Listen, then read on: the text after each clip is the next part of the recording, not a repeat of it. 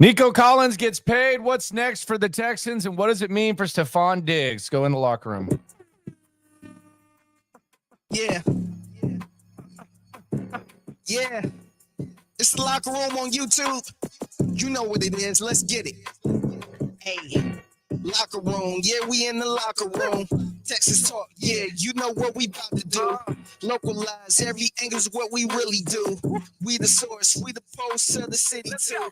Landlocked. Got the game in the One of the biggest headlock. questions of the offseason has been answered. Will they or won't they? They did. Nico Collins gets a contract extension today from Nick Caserio, who kind of teased the move. Diana Rossini had the news first. She continues to just dominate when it comes to the Texans breaking news. But Collins signs a 3-year, $72.75 million extension, $75 million max, $52 million guaranteed. And again, Rossini with the report. It's a contract that's similar to Devontae Smith in Philadelphia, although he gets one extra million up front, max value, the same as what Nico Collins got. And we've talked about this. It is the locker room, number one source for Texans digital content. I'm Landry Locker. You can hear me Monday through Friday, 10 to 2 Central, Sports Radio 610, the Odyssey app,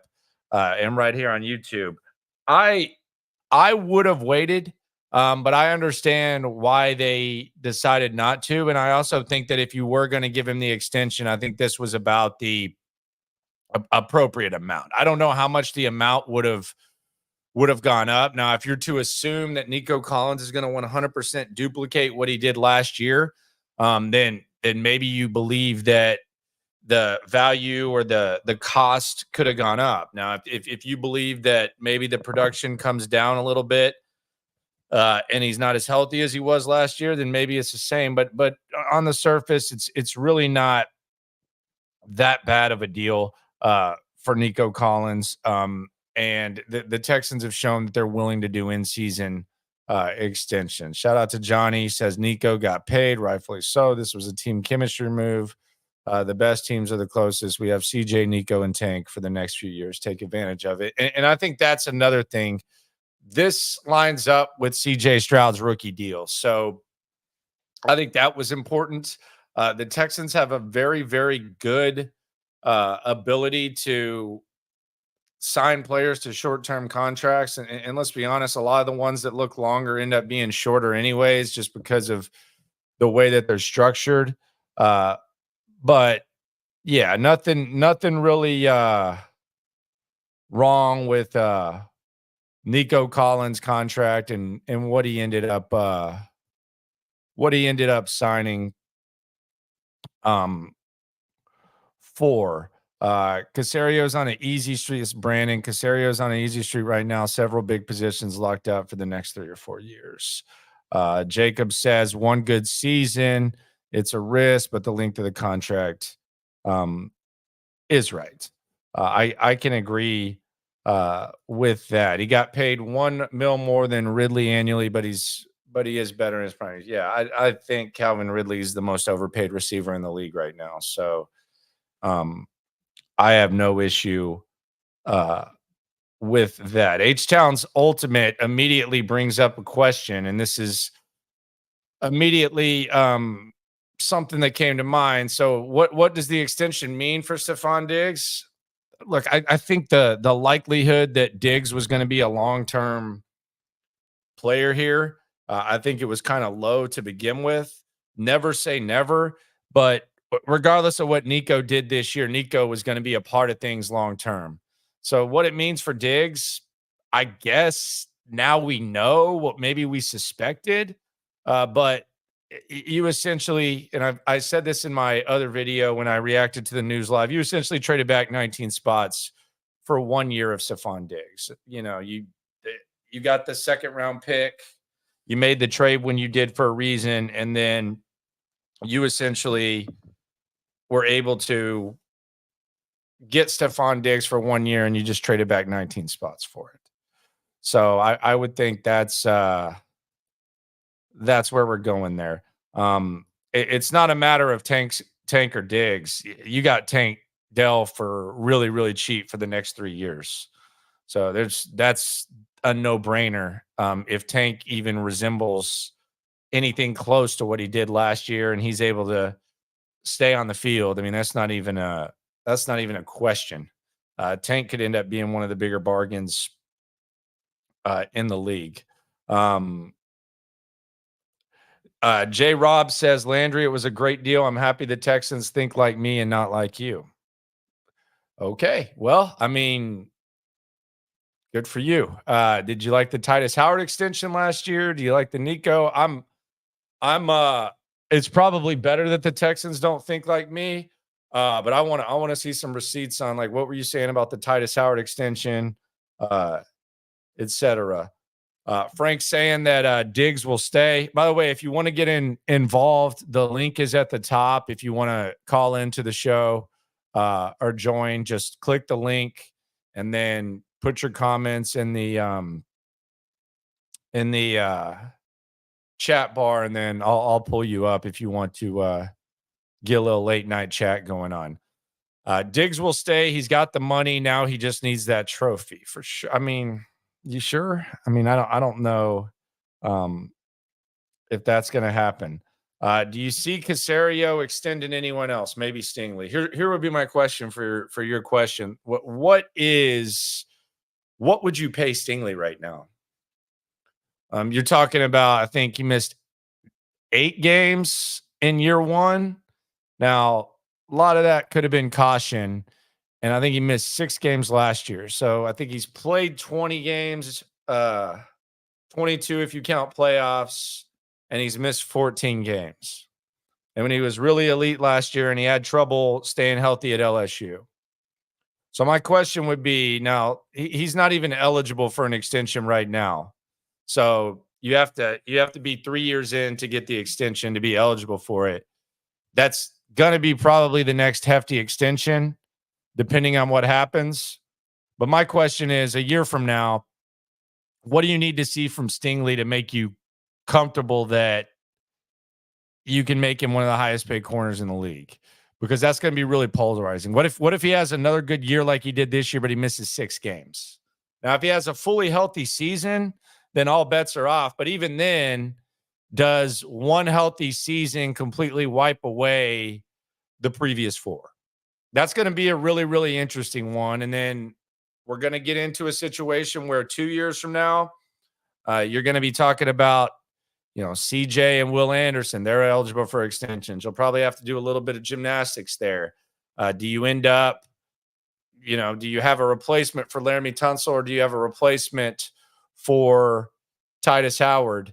I don't know how you handle Derek Stingley. We talk about Nico missing games. I think it's 12 in 3 years, just a couple last year. Even in the elite season with Stingley, you missed a few games. He missed 6 games. So who knows? Do you think CJ had something to do with this? I mean, I know CJ likes Nico. CJ likes Tank. So I know he likes Schultz too. I mean, I doubt he's too upset about this. But yeah, who knows? I think the Stingley dynamic will be interesting next year for Diggs. I think Diggs was a rental before this contract. I think Diggs is most likely a rental for, and I don't even know if rental is the appropriate term, a 1-year guy on this contract.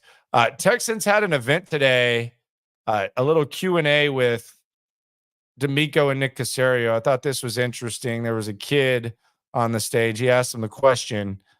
This was an interesting back and forth. Texans put it up on their X account.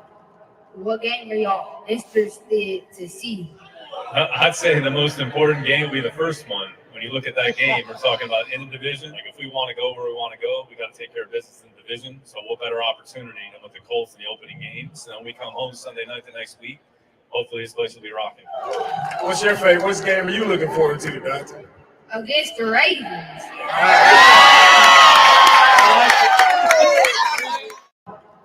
If you want to be successful in this league, you got to go and beat those top quarterbacks, right? And it's a challenge that we actually look forward to, right? We'll see how good our defense can be right? That's why we try to invest in our defensive line. We believe in if you can put pressure on those quarterbacks, you force them to make bad decisions where the back end guys, Petrie, Lassiter, Casario right, stepping on. Stingley, those guys can, hopefully go up and take the ball away, right? Nice If you're going to beat the great quarterbacks, you got to apply pressure.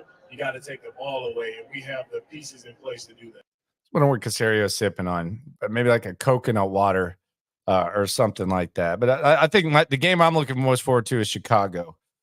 First home game of the season, Sunday Night Football, all that for sure.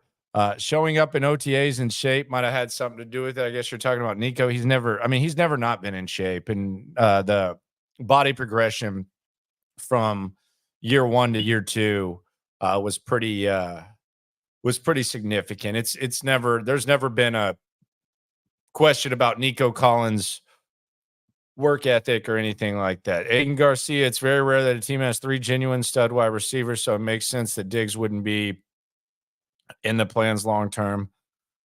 It's awesome enough that we have him at all.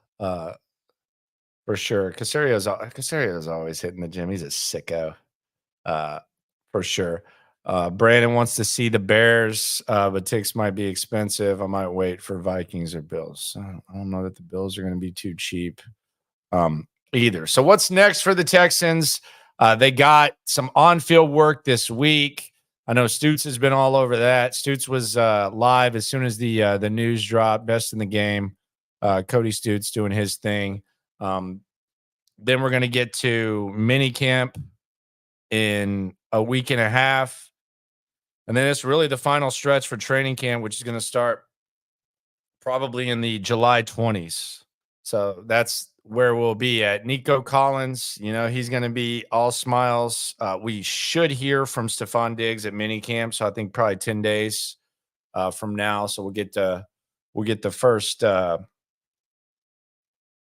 piece of audio from Stefon Diggs as a member of the Houston Texans, and Nico Collins, 3 years, $72.75 million extension.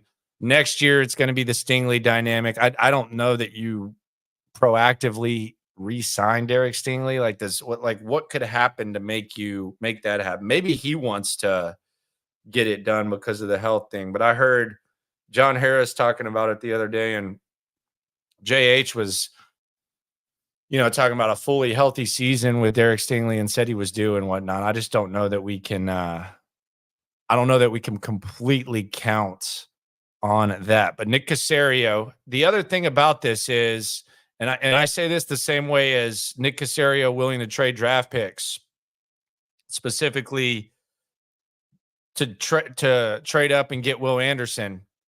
This is kind of a different situation in which they're willing to do all these extensions. There's going to come a time where CJ's getting what CJ's getting, and the entire approach is going to be different. So I know we try to find tendencies with Nick Casario, and we try to figure out, okay, well, he likes to do this, or this is what his dynamic is, and all that. It's been very unique for Nick Casario in that the first couple of years, he described it as process over results, and you were in a situation where winning really wasn't the most important thing. You were trying to basically tread water in the Deshaun Watson situation, hold off as long as possible and trade him.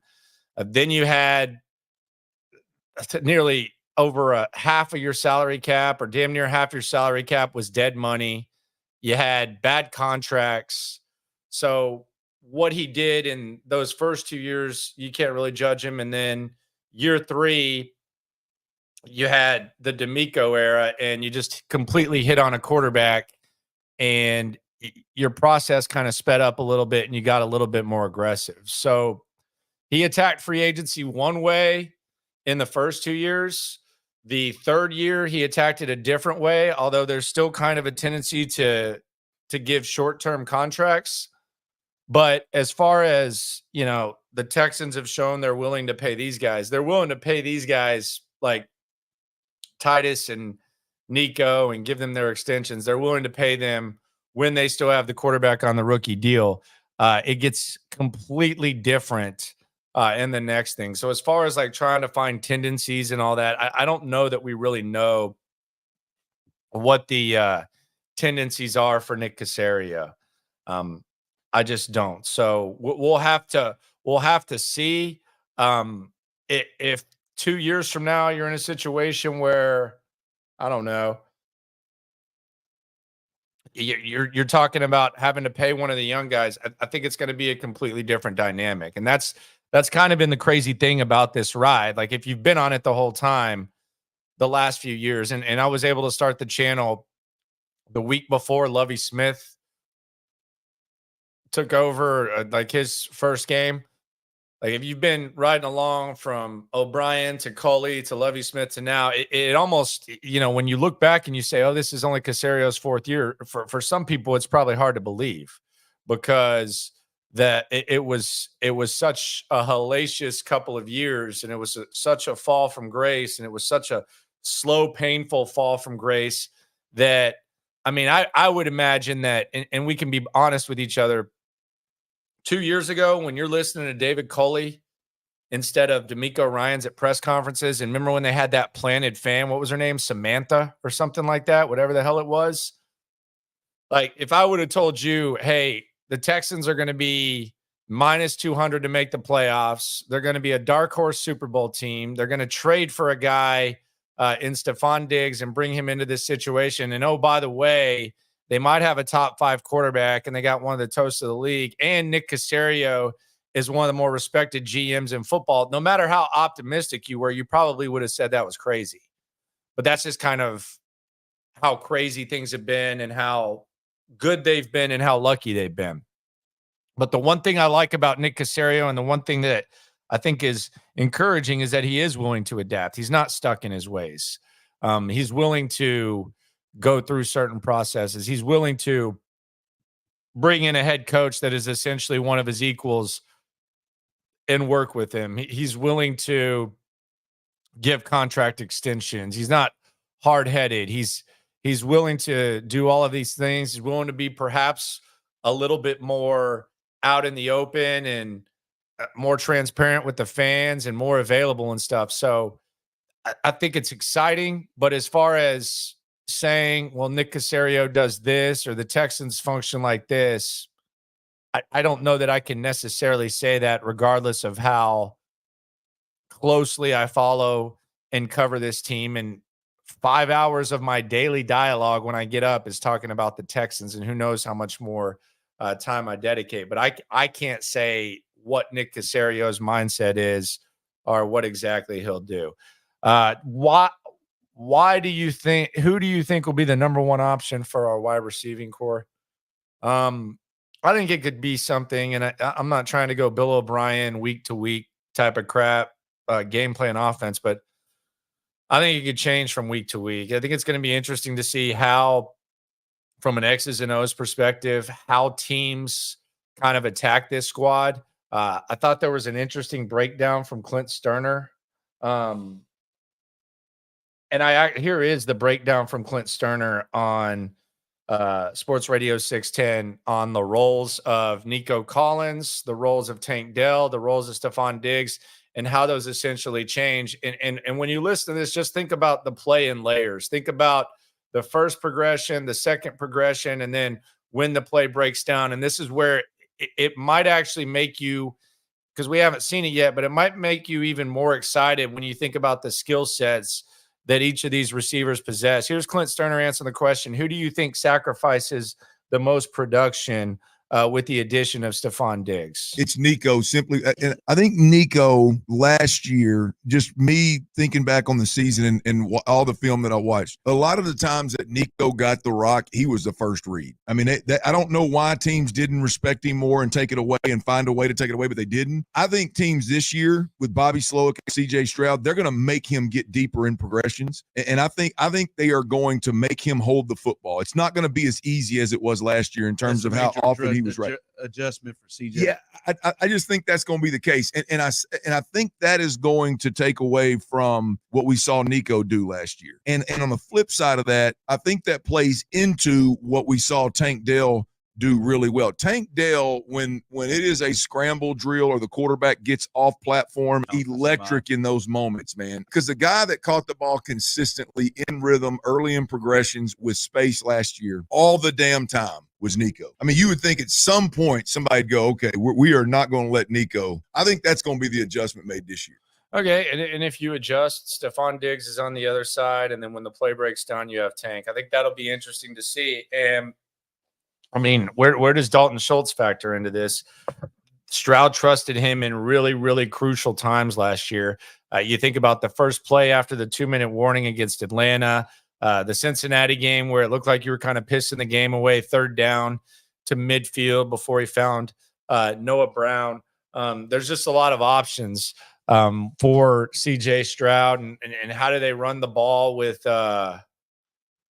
Joe Mixon. I think that's interesting, but I think it's interesting when Clint talks about it, because it's basically layers, like your first read, and then when the play breaks down and you have the guy who's really good, like you know when San Francisco throws it sideways to Deebo Samuel and then he runs 12 gives you like 12 hard-earned yards. That's kind of what we saw with Nico a little bit, or the play against Indianapolis where he's not getting much attention, but then when stuff breaks down, Tank Dell's there. I think it's interesting to see how that goes. JR says Clint's a Cowboys fan. You can tell. How can you tell that? What is that? What does that mean? I don't even know. Y'all talking about Cowboys sympathizer. I don't even know how y'all listened to that and sounded like that. Or maybe y'all are talking about just listening to him on the radio. Who knows?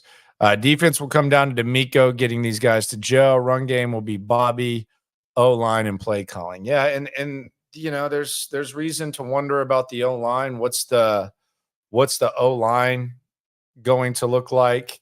What is the run game going to look like? Do you have enough depth at running back? Can you rely on Joe Mixon?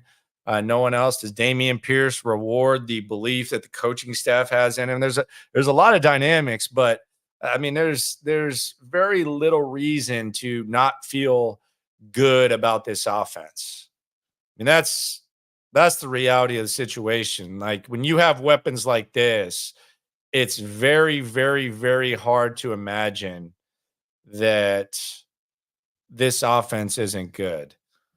Noah Brown getting some love in the chat. I mean, there were times where Noah Brown, played elite. There was a 2-week stretch where Noah Brown played really well. I think Woods is going to be back. Who knows what you get with Mechie? But yeah, it'll be interesting to see how that goes. How do they split the run game between Pierce and Mixon? I would say Mixon gets the majority of the carries, and hopefully Dameon Pierce is able to spell him a little bit. Or, maybe one of the guys that you're bringing in, maybe one of those guys can establish himself as kind of a change of pace guy. I've seen some people say you don't need backup running back when you have Joe. I disagree. I don't think you can have enough running backs that can make plays, that can add other dynamics. And I don't think it's in your best interest to just, have Joe Mixon handle everything. I do think he's an underrated back, but I think that's a little bit I think that's kind of a lot to ask. Noah Brown, he helped win the Bengals game. He helped win the Titans game with Case Keenum. The Tampa Bay game, I don't think they win the Tampa Bay game if after Tampa Bay extends the lead to double digits with the Texans without a kicker. If he doesn't take that 75-yard touchdown to the house on the first play, I think that gave the team kind of some breathing room. Noah Brown was crucial. Noah Brown's one of those guys who CJ likes going to off script too. Like if you're talking about them focusing on either Nico or Diggs or Tank or whatever, Noah Brown and CJ seem to have pretty good chemistry whenever the hell CJ Stroud was scrambling around and he could find them. That was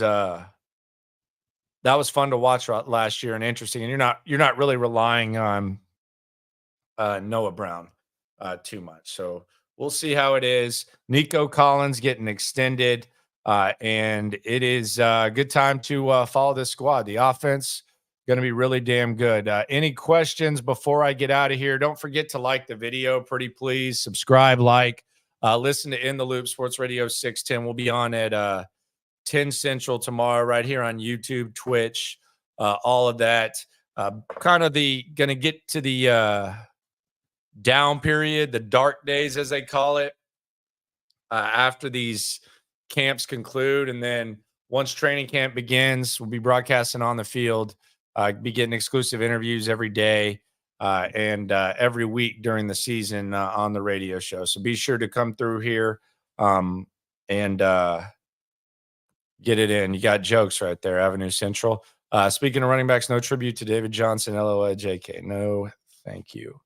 Nothing good to say about that. Appreciate y'all for coming through. Always remember, when it comes to this Texan stuff, we're all in it together. Did the Texans make the right decision extending Nico Collins? That's the decision they made. We've been talking about it a lot. What do you think? Let me know. And always remember, when it comes to this Texan stuff, we're all in it together. Thanks for coming through. Yeah. Yeah. It's the Locker Room on YouTube. You know what it is. Let's get it. Hey, Locker Room. Yeah, we in the locker room. Texas talk. Yeah, you know what we about to do. Localize every angle's what we really do. We the source. We the pulse of the city too. Landlocked. Got the game in the headlock. Localize every time. Can't stop, won't stop. Yeah, we top 2 and we not too. Plugged in daily digital on YouTube. We got taste for days. Opinions to give. We got take